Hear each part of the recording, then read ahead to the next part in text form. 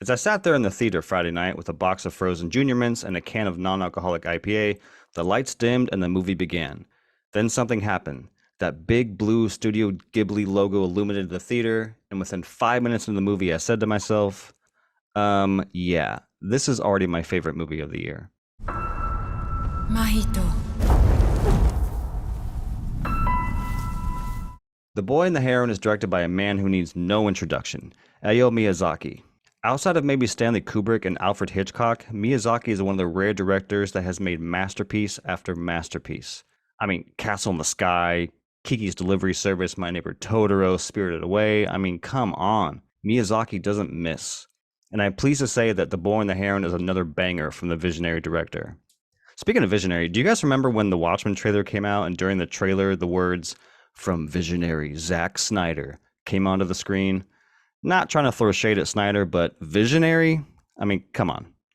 Anyways, back to the subject at hand. The plot of The Boy and the Heron treads some familiar ground when compared to his other work.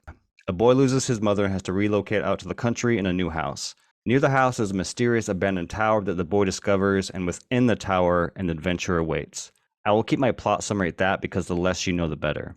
I said earlier that this was familiar, and that's because this actually reminded me a lot of Totoro and Spirited Away.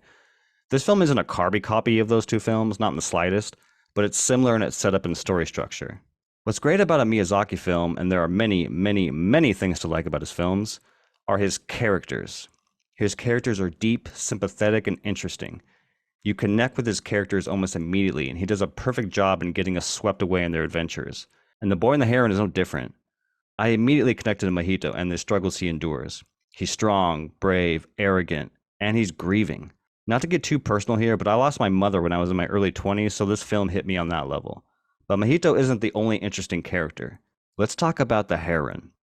I won't say too much here because there's a lot to discover with this character, plus the trailer doesn't really focus on the Heron, so I want to be as vague as possible for those who haven't seen it, but god damn. Miyazaki has created another iconic character. In short, the Heron rules. I will mention that you have to be patient with this one, especially when you compare the pacing to some of his other films, because this film takes its time. I wasn't like timing it or anything, but it felt like an hour had gone by before the adventure began. But I think that's actually a positive, not a negative. So many movies these days don't take the necessary time to build up their characters. They just want to quickly spoon feed you a bunch of action and hope you don't care. But not The Boy and the Heron. You spend a lot of time with the characters before Mahito's adventure begins. And boy, what an adventure. When the movie gets going, it gets going.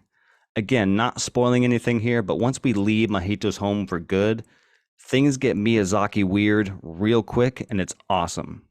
We meet so many cool characters, and cute ones.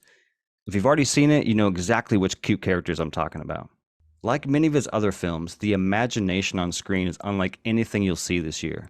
Although I haven't seen Poor Things yet, so maybe I'm speaking too soon. But really, the ideas and the craftsmanship on display in this movie are just jaw-dropping. Not to mention how the film looks. I mean, it's a Miyazaki Studio Ghibli film, so yeah, it's a damn work of art. The world he creates here is absolutely stunning. The world building is unique and compelling. There were so many times during this movie that I was both in awe of its visuals, and at the same time I was saying to myself, whoa, that's a dope idea. I can't stress enough how good he is at creating fun and alluring worlds. As the movie was closing, I was getting bummed because I didn't want it to end. This is most certainly his last movie, and I wanted to cherish it as long as I could. And I'm so happy I had the chance to see it on the big screen. If there's one movie this year that demands a grand auditorium, it's Boy and the Heron. I honestly don't know where this would rank amongst his other work, but it's certainly up there. And that's because Miyazaki didn't just make another great film. He made another masterpiece. Thanks for watching. If you love the sound of my voice, then please hit that subscribe button. And if you're unsure of my own voice, like maybe I'm an AI supercomputer, then just hit that like button just to be safe. And until the next time, I say cheers.